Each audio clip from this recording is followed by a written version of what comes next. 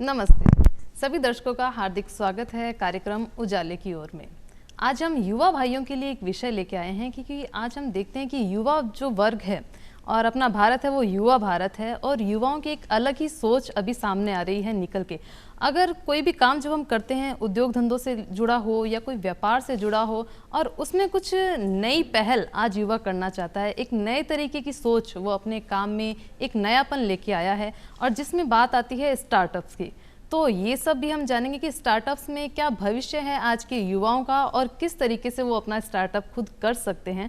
और इसके लिए आज अपना विषय है इनोवेशन, इंक्यूबेशन और स्टार्टअप्स। और इस पे बातचीत करने के लिए आज हमारे साथ पधारे हैं गिरीश जी। आप सहायक निदेशक हैं MSME मंत्रालय जयपुर से। बहुत बहुत स्वागत है आपका गिरीश जी। और इसके साथ ही हमारे साथ पधारी हैं डॉक्टर सारिका गुप्ता जी। आप लाभार्थी हैं एवं युवा उद्यमी हैं ग्रीन एनर्जी से। बहुत बहुत स्वागत है आपका सारिका जी। तो सबसे पहले बात आती है स्टार्टअप्स की। तो ये जब शब्द आता है तो सबके एक सामान्य इंसान के दिमाग में ये बात आती है कि स्टार्टअप्स मतलब क्या, मतलब कोई नया कुछ भी शुरू करेगा तो स्टार्टअप है। तो क्या ये बात सही है या इससे कुछ अलग परिभाषा है इसकी स्टार्टअप्स की? तो क्या है स्टार्टअप्स? सर्वप्रथम तो मैडम मैं DD राजस्थान को धन्यवाद देना चाहूँगा कि आज के युवाओं के उत्थान के लिए स्टार्टअप एक ऐसा विषय बन गया है जो कि ना सिर्फ उनके जीवन स्तर को बढ़ाने में सहयोगी रहेगा बल्कि जो सरकार की विशेष समस्या है बेरोजगारी युवाओं की, उसको दूर करने के लिए स्टार्टअप है। क्योंकि स्टार्टअप के द्वारा आप नौकरी मांगने वाले की जगह नौकरी देने वाले बनते हैं जी। तो स्टार्टअप अगर हम कुछ भी चीज़ स्टार्ट करते हैं तो हम एक हमारे मन में होता है कि वही स्टार्टअप है, पर ऐसा नहीं है। आप कोई बिजनेस कर सकते हैं, कोई सूक्ष्म लघु या मध्यम उद्यम स्टार्ट कर सकते हैं, लेकिन वो स्टार्टअप की श्रेणी में तब तक नहीं आता जब तक उस पर कुछ ना कुछ इनोवेशन नहीं हो, कुछ नया तरीका नहीं हो, कुछ नई तकनीक का उपयोग नहीं हो। जो कुछ पहले हो रहा है उसको कुछ नए तरीके से या किसी नए रिसर्च एंड डेवलपमेंट की सहायता से उन चीज़ों को किया जाता है, तब हम उनको स्टार्टअप कहते हैं जी। जैसे अगर उदाहरण के लिए जानना चाहें क्या चीज़ अलग हो सकती है, जैसे क्या? जैसे हम बहुत सारे आप ट्रेडिंग करते हैं, सामान खरीदते हैं बेचते हैं, वो भी एक बिजनेस है जी। लेकिन आपने कोई नया तरीका लिया, ई-कॉमर्स क्लब बनाया, ई-कॉमर्स ऐप बनाया, ऑनलाइन प्लेटफॉर्म डेवलप किया कुछ, और उस प्लेटफॉर्म पे हम लोगों को सुविधा, जैसे आजकल के बहुत सारे ऑनलाइन प्लेटफॉर्म हैं, तो ये सब एक तरह के स्टार्टअप हैं जी। तो ऐसे ही बहुत सारी हम डिफरेंट कंपनियां आजकल आ रही हैं जो आपको अलग अलग तरह की सुविधाएं दे रही हैं टेक्नोलॉजी को यूज़ करके। तो तकनीक का यूज़ करके हम किसी भी पदार्थ को या सेवा को हम देते हैं, तब वो स्टार्टअप होता है जी। मतलब टेक्निक को इस्तेमाल करके हम जो नयापन लाते हैं अपने काम में, वो अपने को स्टार्टअप के रूप में सामने आएगा जी। अब बात आती है, एक तो स्टार्टअप की हमने बात की, इसके साथ साथ दो शब्द और सुनने में आते हैं कि इनोवेशन और इंक्यूबेशन। तो इनमें क्या फ़र्क है, कुछ सिमिलरिटी है या क्या चेंज है तीनों में? ये मैडम स्टेजेस हैं बहुत सारे। तो जैसे हम स्टार्टअप स्टार्ट करते हैं तो जैसे मैंने कहा कि उसमें कुछ इनोवेटिव होना चाहिए, कुछ नयापन होना चाहिए। तो अचानक से नहीं होगा, उसके लिए एक प्रोसेस प्रक्रिया है पूरी। तो उसमें सबसे पहले इनोवेशन होगा। हम एक आइडिया लेंगे, हम एक समस्या देखेंगे कि ये समस्या है और इस समस्या का हमें समाधान करना है। जैसे कि पानी में बहुत सारी प्रॉब्लम्स आ रही हैं आजकल, हम देख रहे हैं, हम बॉटल्ड वाटर खरीद रहे हैं। तो अब एक समस्या है, अब उस समस्या का समाधान एक उद्यमी ने किया कि उन्होंने पानी को RO से किया चेंज और आपको वहाँ बॉटल वाटर कर दिया। लेकिन स्टार्टअप उसको नए तरीके से करेगा कुछ ऐसी नई तकनीक लाएगा कि आप अपने वहाँ जो पानी है अपने घर में कम से कम पैसे में, या आप कहीं चल रहे हैं तो कुछ ऐसी तकनीक ले आए कि वो पानी आपको, किसी भी तरह का पानी आपने चेंज करके अपने पीने योग्य बना दिया। तो ये एक स्टार्टअप है।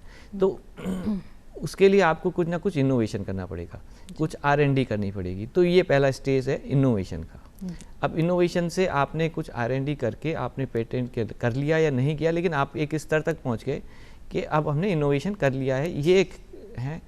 और ये रिसर्च एंड डेवलपमेंट करके ये प्रूव हो गया कि इस तकनीक को यूज़ करके हम इस समस्या का समाधान कर सकते हैं। लेकिन उसको आप तुरंत बाज़ार में नहीं उतार सकते, क्योंकि बाज़ार जो है वो एक प्रक्रिया के तहत चलता है। आपको कम से कम दाम में उसको उपलब्ध कराना है और प्रत्येक व्यक्ति तक पहुंचना भी है। उसकी एक मार्केटिंग कॉस्ट भी आती है। तो इन सब चीज़ों के लिए उसको एक इंक्यूबेशन सेंटर के अंदर ले जाके आप उनके सपोर्ट से उसको इस लेवल तक ले आएँ कि वो प्रोटोटाइप बन जाए, ताकि हम उसको बाज़ार में उतार सकें। वो होता है इंक्यूबेशन। और फिर उसके बाद जब वो हमारे पास उस लेवल का उत्पाद बन गया, चाहे वो सॉफ्टवेयर है, चाहे वो उत्पाद है, चाहे कोई सेवा का तरीका है, ये चीज़ें हो गए, उसके बाद हम उसको जब मार्केट में उतारते हैं तब वो स्टार्टअप कहलाता है जी। तो ये 3 स्टेजेस हैं जी। तो कह सकते हैं कि जो स्टार्टअप्स हैं उनसे पहले जो हम प्रक्रिया में काम करेंगे, जो इनोवेशन है या इंक्यूबेशन है, तो वो एक पायदान है उसके स्टार्टअप के। पहले ये सब हमें पार करके आना पड़ेगा और फिर स्टार्टअप है जो शुरू होगा। अब स्टार्टअप की तो हमने बात की, अब सारिका जी से जानना चाहेंगे कि स्टार्टअप्स के प्रकार अगर जाने तो कितने तरह के हैं, और साथ ही साथ एक यूनिकॉर्न वर्ड हम सुनते हैं, तो उसका क्या है, क्या चीज़ है ये यूनिकॉर्न? धन्यवाद सवाल के लिए। स्टार्टअप बहुत सारे डोमेन्स में काम करता है, कृषि के क्षेत्र में, हेल्थ के क्षेत्र में, एनर्जी के क्षेत्र में, टेक्नोलॉजी बेस्ड हो सकता है, आईटी बेस्ड हो सकता है, ऐप बेस्ड हो सकता है, फिनटेक हो सकता है, ई कॉमर्स हो सकता है। तो बहुत सारे तरह का स्टार्टअप के डोमेन्स होते हैं। अब हमारा किस तरह का एक्सपर्टीज़ है, उसके हिसाब से हम हमारे डोमेन को और स्टार्टअप को शुरू करने के लिए तैयार होते हैं। स्टार्टअप की रिक्वायरमेंट ये है कि हमारे पास कोई भी आइडिया हो, कोई भी एक कॉन्सेप्ट हो जिसको हमें धरातल पे लाना है, तो उसके लिए हमको उसके लिए काम करना पड़ता है, उसको वैलिडेट करना पड़ता है, प्रोटोटाइप डेवलप करना पड़ता है, और उसके बाद हम उस दिशा में आगे बढ़ते हैं। तो स्टार्टअप के ये सारे अलग अलग डोमेन्स हैं जिनमें कि अलग अलग तरीके से काम किया जा सकता है और स्टार्टअप बनाया जा सकता है। दूसरी बात हुई यूनिकॉर्न की। यूनिकॉर्न वो स्टार्टअप्स होते हैं जिनका वैल्यूएशन $1 बिलियन के बराबर या उससे ज़्यादा होता है। तो इंडिया में आज की तारीख में जो यूनिकॉर्न्स हैं वो 118 यूनिकॉर्न्स हैं, और साल दर साल इनकी गिनती बढ़ती ही जा रही है। तो स्टार्टअप इकोसिस्टम क्योंकि देश में बहुत अच्छी तरीके से बढ़ रहा है, बहुत पॉजिटिव डायरेक्शन में बढ़ रहा है, और इंडियन स्टार्टअप इकोसिस्टम वर्ल्ड में 3rd रैंकिंग में है। ये एक बहुत बड़ी उपलब्धि है, और हमारे युवाओं को हाथ जोड़ के काम करना है सरकार के साथ, जिससे कि हम आगे बढ़ सकें। बिल्कुल। तो युवा लोग हैं जो उत्साहित हैं स्टार्टअप्स पे काम करने के लिए, इसके साथ सरकार किस तरह का सहयोग कर रही है, किस तरह की स्कीम्स लेकर आई हैं उनके सहयोग के लिए? जी गिरीश जी। मैडम, DPIIT एक विभाग है, department of promotion of industrial investment. तो DPIIT की स्टार्टअप इंडिया स्कीम है। स्टार्टअप इंडिया स्कीम में आप रजिस्ट्रेशन करा सकते हैं, जिसमें स्टार्टअप को 20 लाख रुपये तक की ग्रांट मिलती है। अच्छा। और उसके बाद 50 लाख रुपए तक की उनको कर्जा या डेट जिसको बोलते हैं आप, वो तो टोटल 70 लाख रुपए तक की सहायता मिलती है इस DPIIT स्कीम में। ये startup India seed fund scheme कहलाती है जी। इसके अलावा स्टार्टअप को जैसे इनोवेशन करते हैं तो पेटेंट वो करते हैं, तो पेटेंट के अंदर भी ग्रांट मिलती है उनको पेटेंट कराने पे। इसके अतिरिक्त उनको जब स्टार्टअप स्टार्ट होता है तो एग्ज़िट एक प्रॉब्लम हो जाती है, अगर स्टार्टअप नहीं चल पाता है तो उसके लिए भी गवर्नमेंट ने जो उनके रेगुलेशंस ईजी कर रखे हैं। स्टार्टअप को मार्केट में काम करने के लिए अलग अलग स्कीम्स हैं कि स्टार्टअप को तुरंत ऑर्डर मिले, क्योंकि वो नए हैं, उनके पास एक्सपीरियंस नहीं है, तो जहाँ टेंडर्स में इस तरह की रिक्वायरमेंट होती है कि इतना एक्सपीरियंस हो, उनको स्टार्टअप को छूट मिलती है। तो ये एक स्टार्टअप की स्कीम्स हैं। और स्टार्टअप इंडिया में रजिस्ट्रेशन होने का एक प्रक्रिया है, उसमें कुछ एलिजिबिलिटी क्राइटेरिया होते हैं, और स्टार्टअप नया होना चाहिए, या तो वो LLP फर्म होनी चाहिए, कंपनी एक्ट में रजिस्ट्रेशन, पार्टनरशिप एक्ट में रजिस्ट्रेशन हो, या प्राइवेट लिमिटेड कंपनी हो, तो 3 उसके मिनिमम रिक्वायरमेंट है। और उनको मैक्सिमम 10 लाख रुपए तक की फंडिंग गवर्नमेंट या स्टेट डिपार्टमेंट से मिली हुई हो, उससे ज़्यादा की अगर नहीं मिलेगी तो वो नहीं हो पाएंगे। और उनका टर्नओवर एक लिमिट है, शायद 100 करोड़ है अभी, तो उससे ज़्यादा उनका टर्नओवर नहीं होना चाहिए। तो ये 2 4 5 है। सबसे इम्पॉर्टेंट है उसमें यूनिक आइडिया होना चाहिए। यूनिक है, यूनिक प्रोडक्ट है, यूनिक सर्विसेज है, यूनिक उसमें टेक्नोलॉजी का उपयोग होना चाहिए। तो ये स्टार्टअप इंडिया का रजिस्ट्रेशन है। इसके अलावा department of science and technology की स्टार्टअप के लिए बहुत सारी स्कीम्स हैं जो कॉलेज लेवल पे भी सपोर्ट करती हैं। इंक्यूबेशन की भी सपोर्ट स्कीम है, और उसके बाद उनको स्टार्टअप इंडिया में आप जैसे एक लेवल है, आप एक लेवल के बाद आपको जैसे मैंने बताया कि 70 लाख रुपए का सपोर्ट मिल गया, 20 लाख रुपए ग्रांट में मिल गया, 50 लाख रुपए का सपोर्ट मिल गया। उसके बाद आपको और फंडिंग की रिक्वायरमेंट है, क्योंकि स्टार्टअप तो बहुत तेज़ी से बढ़ता है। तो आपको 10 करोड़ रुपए तक की फंडिंग जो है कोलेटरल फ्री मिल जाएगी क्रेडिट गारंटी ट्रस्ट के तहत। मिनिस्ट्री ऑफ MSME की बिजनेस इंक्यूबेशन सपोर्ट स्कीम है, वो बिजनेस स्टूडेंट्स के लिए, कॉलेज फैकल्टीज़ के लिए और MSME यूनिट्स के लिए। तो अगर उनके पास कुछ आइडिया है, एक लेवल तक सेट हो गया, जैसे हम इनोवेशन इंक्यूबेशन की बात करें तो इनोवेशन और कुछ उसमें यूनिकनेस उन्होंने क्रिएट कर लिया आइडिया में, तो फिर हम साल में डिफरेंट टाइम पे 2 या 3 बार हैकाथॉन अरेंज करते हैं, जहां हम इनवाइट करते हैं आइडियाज़ को और उनका इवेलुएट करते हैं, और उन आइडियाज़ को इवेलुएट करने के बाद सेलेक्ट किया जाता है। अभी रिसेंटली हैकाथॉन 4 का इवेल्युएशन चल रहा है। उन जो आइडिया सेलेक्ट हो जाते हैं, जो जिसमें बिजनेस वायबिलिटी है, यूनिकनेस है और सोसाइटी को हेल्प कर रहे हैं, जैसे मेडिकल के में फील्ड में, हेल्थ केयर के फील्ड में, सोशल सर्विस में, उनको ज़्यादा सपोर्ट मिलता है। और उनको 15 लाख रुपए तक का सपोर्ट गवर्नमेंट देती है होस्ट इंस्टीट्यूट के तहत। हमने करीब 780 होस्ट इंस्टीट्यूट ऑल इंडिया में एस्टेब्लिश किए हैं, जहां वो लोग इनको इंक्यूबेट करते हैं। उनको जो इनका एक इनोवेशन लेवल है, वहाँ से प्रोटोटाइप लेवल तक के मार्केट में अब ये मार्केट में उतर सकते हैं, वहाँ तक ले जाने में लिए इनको सपोर्ट करते हैं, मेंटरिंग करते हैं, प्रोडक्ट डेवलपमेंट करते हैं, और उसके लिए गवर्नमेंट 15 लाख रुपए देती है पर आइडिया। तो इस तरह के हैं। हमारे राजस्थान में करीब 32 ऐसे होस्ट इंस्टीट्यूट्स हैं और भी बढ़ रहे हैं, और बहुत सारे आइडियाज़ को हम सपोर्ट दे रहे हैं। तो ये मेजर आपको स्कीम्स है। बाकी मिनिस्ट्री ऑफ इंफॉर्मेशन टेक्नोलॉजी की स्कीम्स हैं और नीति आयोग की स्कीम्स हैं। तो स्टार्टअप का एक बहुत ऐसा जो है कल्चर डेवलप हो गया है, और गवर्नमेंट हमेशा से उसके सपोर्ट में है। बिल्कुल, क्योंकि आइडियाज़ की कोई कमी नहीं है। अपने युवा भारत है, युवा आबादी बहुत ज़्यादा है, और युवाओं की सोच में कुछ युवापन होता ही है कि कुछ नया सोचते हैं, कुछ नया करने का उनमें एक जज्बा होता है। तो उसके लिए सरकार मतलब पूरी तरह से प्रयासरत है कि उनका सहयोग किया जाए। उनके जो नए आइडियाज़ हैं, वो जो काम करना चाहते हैं, उनके लिए पूरे सहयोग के लिए अपनी सरकार खड़ी है। एक एंटरप्रेन्योर के नज़रिए से जो स्टार्टअप है, उसको आप कैसे देखते हैं सारिका जी? और आप खुद ने स्टार्ट किया अपने स्टार्टअप जैसे, तो आपकी शुरुआत कैसे रही उसमें? जब हमने स्टार्टअप शुरू किया था तो 2018 में हमको DST गवर्नमेंट ऑफ राजस्थान की तरफ से आइडिया इंक्यूबेशन सपोर्ट की ग्रांट मिली थी 1 लाख रुपए की। तब तक स्टार्टअप इकोसिस्टम जस्ट डेवलप ही हो रहा था, क्योंकि 2016 में स्टार्टअप इंडिया का गठन हुआ था।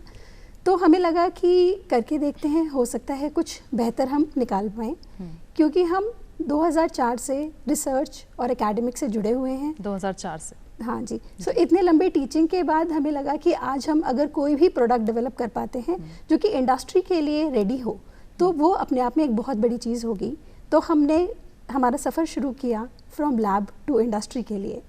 फिर कड़ियाँ जुड़ती गई, DST से हमको सपोर्ट मिला। फिर आगे जाने के बाद हमको MSME मंत्रालय से सपोर्ट मिला। जैसा भी सर ने बताया, 15 लाख रुपीज़ का हमको सपोर्ट मिला था, जिसके तहत हमने हमारे जो आइडिया, जो हमारे लैब स्केल पे हम काम कर रहे थे, उसको हम इंडस्ट्री रेडी किया। अक्रॉस राजस्थान हमने 350 डिफरेंट इंडस्ट्री से कनेक्ट किया। कनेक्ट करने के बाद हमने हमारे प्रोडक्ट को वैलिडेट किया, और उसके लिए हमने पेटेंट भी दायर किया, जो कि हमको ग्रांट हुआ। और पेटेंट के लिए भी हमें IP फैसिलिटेशन मिला, रिएम्बर्समेंट मिला MSME मंत्रालय से। तो वहाँ से हमारी जर्नी एग्रेसिवली स्टार्ट हुई, और हम फिर उसके आगे कड़ियाँ जुड़ती गई और हम आगे बढ़ते गए। आज की तारीख में हमारे पास 3 इंडियन पेटेंट्स ग्रांटेड हैं, 2 ट्रेडमार्क्स रजिस्टर्ड हैं। तो एक बहुत सपोर्ट रहा। फिर हमें DST गवर्नमेंट ऑफ इंडिया की DST निधि प्रयास स्कीम के तहत हमको ग्रांट मिला। इसके बाद हमको बहुत सारे अवार्ड्स मिले, जैसे department of IT and communication government of Rajasthan की तरफ से राजस्थान स्टेट इनोवेशन अवार्ड मिला, जिसकी राशि 25 लाख रुपए थी। Department of biotechnology government of India की तरफ से हमको धनराशि मिली जिसकी 5 लाख रुपीस थी। इस तरह से अवार्ड्स और ग्रांट्स की मदद से और उनके सपोर्ट से हमको करीब करीब 50 लाख का सपोर्ट मिला और 20 लाख रुपए हमने हमारे तरफ से डाले। तो 70 लाख से हमने एक चुन के हमने कदम कदम बढ़ाकर हमने हमारे स्टार्टअप की जर्नी को आगे बढ़ाया और आज उस स्टार्टअप का वैल्यूएशन करीब 15 करोड़ रुपए है जी। तो बहुत मैं बधाई की आप पात्र हैं। मैं बहुत गर्व से कहना चाहती हूँ कि आज हमारे 2 प्रोडक्ट्स हैं जो कि इंडस्ट्री रेडी हैं और कमर्शलाइजेशन की स्टेज पर हैं। जी, एक शुरुआत का आपका आइडिया ज़रूर जानना चाहेंगे, उस समय क्या आइडिया आपके दिमाग में आया था जो आपने लेके स्टार्टअप शुरू किया था आपका? हाँ जी, हम बचपन से देखते आ रहे थे कि पानी की बहुत समस्या है और इंडस्ट्री एफ्लुएंट्स जो हैं वो बहुत तरह से पानी को कंटामिनेट कर रहे हैं। जब से हम छोटे थे तब से ये प्रॉब्लम सुनते आ रहे थे और आज हम इतने बड़े हो गए तो भी ये प्रॉब्लम अभी भी बरकरार है। तो हमें लगा यानी कि कोई इंडस्ट्रियली फीजिबल सोल्यूशन नहीं है जो कि उन स्मॉल और लार्ज स्केल इंडस्ट्रीज़ को इकोनॉमिकली वाइबल हो, जो कि उनको एक ट्रीटमेंट टेक्नोलॉजी दे पाए। तो उसके साथ हमारा ये सफ़र शुरू हुआ और हमने एक माइक्रोब असिस्टेड टेक्नोलॉजी बनाया जिससे हम वाटर को ट्रीट करके और 80 to 85% वाटर रिसाइकिल कर देते हैं। अच्छा। जो कि इंडस्ट्री दोबारा से यूज़ कर सकती है। सो वो एक ट्रिगर पॉइंट था हमारे लिए जी, कि किस तरह से हमारे बचपन से वो चीज़ लगी हुई थी कि हम किस तरह से पानी की प्रॉब्लम को या इंडस्ट्रियल ट्रीटमेंट को हम सुचारू रूप से कर सकें। तो वो जब हमें लगा कि हम आइडिया के तहत और एक स्टार्टअप को देखते हुए कुछ प्रोडक्ट डेवलप कर सकते हैं तो वो फिर चीज़ें आगे बढ़ती गई। बिल्कुल, बहुत ही अच्छी सोच के साथ आपने काम शुरू किया कि आपकी ये सोच थी, क्योंकि हम कहते हैं कि पीने लायक पानी भी बहुत कम है हमारी धरती पे और आप पानी की बचत को या पानी हम वापस से रिसाइकिल या कैसे यूज़ हो सकता है उस चीज़ को आपने ध्यान में रखते हुए आपने अपना स्टार्टअप किया। तो बहुत बधाई की पात्र हैं आप। और इसके साथ साथ एक ये चीज़ जानना चाहेंगे कि जब भी महिलाएँ विशेषकर कुछ काम करने के लिए आगे आती हैं, मतलब अपने करियर को, अपने फ्यूचर को जब वो बिल्ड करती हैं, अपना खुद का कुछ काम करती है, तो हम देखते हैं कि समस्याएं भी बहुत सारी उनके आगे आती है। तो कौन कौन से चैलेंजेस आपको फेस करने पड़े, ये भी हम जानना चाहेंगे। मेरा ये मानना है कि महिला होना एक बहुत ही प्लस पॉइंट है क्योंकि हम बहुत मल्टीटास्किंग होते हैं। हम घर भी संभालते हैं, हमारा बिजनेस भी संभाल सकते हैं और हम हमारा व्यवसाय भी संभाल सकते हैं और उन सब के साथ हम चीज़ों को मैनेज कर सकते हैं और हमारा एक डेडिकेशन टूवर्ड्स हमारा जो कमिटमेंट है वो शायद थोड़ा सा ज़्यादा होता है विद एम्पैथी। तो प्लस सरकार की तरफ से बहुत सारी स्कीम्स ऐसी हैं जो कि विमेन लेड एंटरप्रेन्योर्स के लिए पॉजिटिव हैं। बहुत सारी स्कीम्स हैं जो कि विमेन फाउंडर्स को प्रमोट करने के लिए हैं। सो अलग से कुछ स्पेशल स्कीम्स में हम उनको अप्लाई कर सकते हैं और उससे हम सहायता पा सकते हैं। वो एक बहुत बड़ा एडवांटेज है। बिल्कुल। एक हम गिरीश जी से अब जानना चाहेंगे, फंडिंग सबसे बड़ी बात आती है। कोई भी हम काम शुरू करना चाहते हैं तो सबसे पहले फंड की सोचनी पड़ती है कि हमें फंड कहाँ से मिलेगा। आइडियाज़ तो दिमाग में बहुत सारे आ जाते हैं लेकिन फंड बहुत ज़रूरी होता है उस काम को आगे पूरी तरीके से साकार करने के लिए, उस काम को पूरा करने के लिए। तो फंडिंग की व्यवस्था अपनी किस तरीके से रखी गई है भारत सरकार अपने मंत्रालय में, किस तरह की है? जैसे कि मैडम हमने डिस्कस किया कि डिफरेंट स्टेजेस होती हैं एक स्टार्टअप की जर्नी में और उसमें डिफरेंट स्टेज पे डिफरेंट डिपार्टमेंट्स की फंडिंग होती हैं। सबसे पहले इनोवेशन के लिए R&D के लिए कॉलेज लेवल पे DST की तरफ से भी है, department of science and technology की तरफ से सपोर्ट मिलता है। उसके बाद इंक्यूबेशन जो स्कीम है, जैसे हमारी मिनिस्ट्री ऑफ MSME की स्कीम है, उसमें 15 लाख रुपए तक की हम सपोर्ट करते हैं। बिल्कुल। और ऐसे ही बहुत सारी और भी है जो डिपार्टमेंट्स की हैं जिनकी इंक्यूबेशन डिफरेंट जैसे IT की हैं तो IT के क्षेत्र में है, बायोटेक्नोलॉजी की है तो बायरेक स्कीम है जिसमें आपको सपोर्ट मिलेगा। तो उसमें इंक्यूबेशन लेवल पे से फिर उसके बाद स्टार्टअप इंडिया स्कीम जो आपको मैंने डिस्कस किया, जिसमें आपको एक लेवल अगर आपका हो जाता है तो स्टार्टअप इंडिया स्कीम में आपको सपोर्ट मिलेगा, 20 लाख रुपए तक की ग्रांट मिलेगी और उससे ज़्यादा रिक्वायरमेंट है तो फिर आपको 50 लाख रुपए और डेट के रूप में आप कर सकते हैं। उसके बाद एक लेवल है, वहाँ तक आपका सपोर्ट है। फिर उसके बाद गवर्नमेंट सपोर्टेड भी हैं और प्राइवेट भी हैं, एंजल फंडिंग होती है जी। तो एंजल फंडिंग्स वो होते हैं जो आपके प्रोडक्ट, आपका एक लेवल तक आपने शो कर दिया है कि मेरा स्टार्टअप जो है उसमें दम है और वो लोग एक्सपीरियंस होते हैं उस फील्ड में जी। एक्सपर्ट्स उसमें इंक्लूड होते हैं, बिल्कुल। तो वो लोग सपोर्ट करते हैं, उसके अगेंस्ट में कुछ इक्विटी लेंगे आपसे और वो लोग आपको एक लेवल तक की फंडिंग देंगे।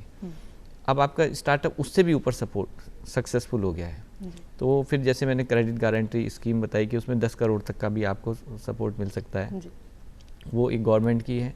इसके अलावा वेंचर कैपिटलिस्ट होते हैं, गवर्नमेंट फंडेड भी हैं, प्राइवेट भी हैं, जो एंजल फंडिंग के बाद वो फिर वो इक्विटी लेते हैं आपके उससे और आपको सपोर्ट करते हैं। वो बड़ी 10 crore 15 crore depending upon your आप किस लेवल तक पहुंच गए हैं। तो ये स्टार्टअप है और उसके बाद जब सक्सेसफुल हो गए तो या तो आप इंडिविजुअल इतने बड़े हो जाते हैं कि आप एक कंपनी की तरह एस्टेब्लिश हो जाते हैं, या फिर कोई बहुत बड़ी कंपनी आपको जो है परचेज कर सकती है। तो वहाँ इस तरह से आप एक स्टार्टअप की जर्नी यही रहती है जी। और मेन बात है आइडिया, सबसे इम्पोर्टेंट चीज़ है कि आइडिया और उसका एग्जीक्यूशन और टीम बिल्डिंग जी। आपके पास पूरा एक टीम हो जो इन चीज़ों को हैंडल कर सके। बिल्कुल, तो कहने का मतलब है कि फंडिंग भी अपने को स्टेप बाय स्टेप मिलती जाएगी, जैसे जैसे अपनी काम अपना आगे बढ़ेगा, स्टार्टअप आगे बढ़ेगा, उस तरीके से अपने को फंडिंग की व्यवस्था होगी। जैसे सारिका जी ने बताया कि इनकी जो जर्नी थी उसमें कड़ी से कड़ी जुड़ती चली गई, वैसे ही कड़ी से कड़ी तो जुड़ जाती है, लेकिन शुरुआत की जो कड़ी है ना वो पकड़ना थोड़ा सा मुश्किल होता है कि हम कहाँ से शुरुआत करें। तो कोई भी व्यक्ति जब दिमाग में कुछ नया, हमारे युवा कोई है समझ लो, तो उसके दिमाग में कुछ आइडिया आया नया कि मुझे इस पे काम करना है, लेकिन शुरुआत की वो पहले किससे अपना आइडिया शेयर करेगा, किससे मिले, किससे कहे, कहाँ से वो अपनी शुरुआत करे, तो उसके लिए हम जानना चाहेंगे कि उसकी शुरुआत उसे कहाँ से करनी चाहिए।